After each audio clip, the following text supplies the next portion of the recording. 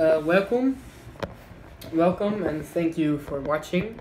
My name is Ruud de Groot, and today I will be explaining some real-life change processes in relationship to the book Exploring Strategic Change. So the company that we will be discussing in this explanation or this example is British Airways. So British Airways has been through some changes around the 1980s and 1990s, and originally British Airways consists of 4 companies that merged with each other in 1974.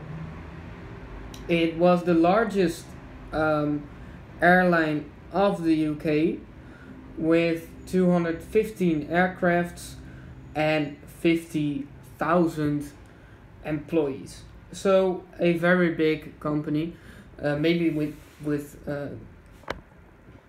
too much employees. So a new CEO was chosen, and the first thing he did was he prepared British Airways for the coming changes. So what did he do? He explained why and what was going to be changed. This was very important, because if you explain why and what you are going to change, the employees will understand, and you can get them you make them aware of the change, and you can commit them to the change, which is also a link to the book. Then second, he eliminated roughly 20,000 employees, which is a lot. He eliminated unprofitable routes, and he hired a new marketing expert to repair the image of the British Airways. And this was necessary because due to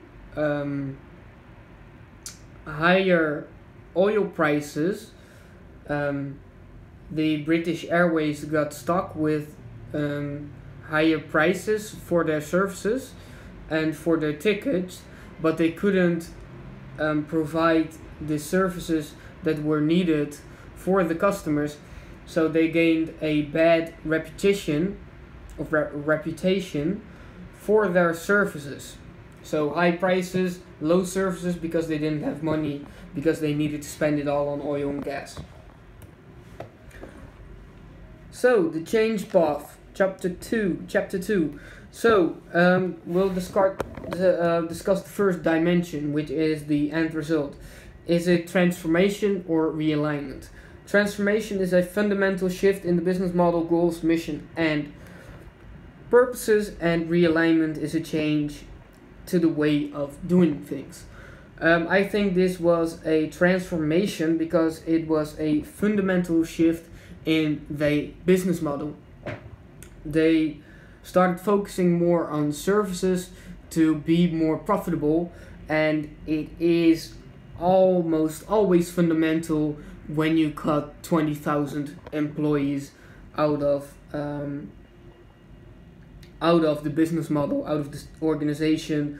The business model was shifted from airline to, or it was still airline, but it shifted from profits on tickets to profits on services. So this is also a fundamental change in the business model and in the profitability.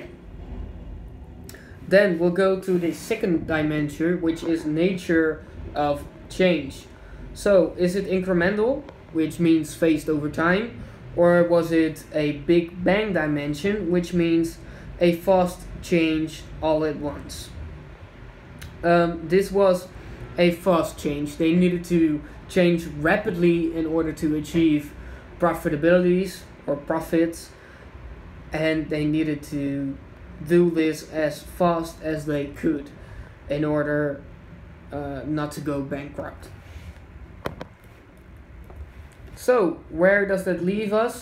It was a big bang and a transformation which results in the change path of a revolution. But as I explained earlier, sometimes transformation paths are linked or follow up on each other. So what he did is he actually prepared the company for the coming changes by providing them with an explanation and information about what was to come, what was to change, and why it was changed.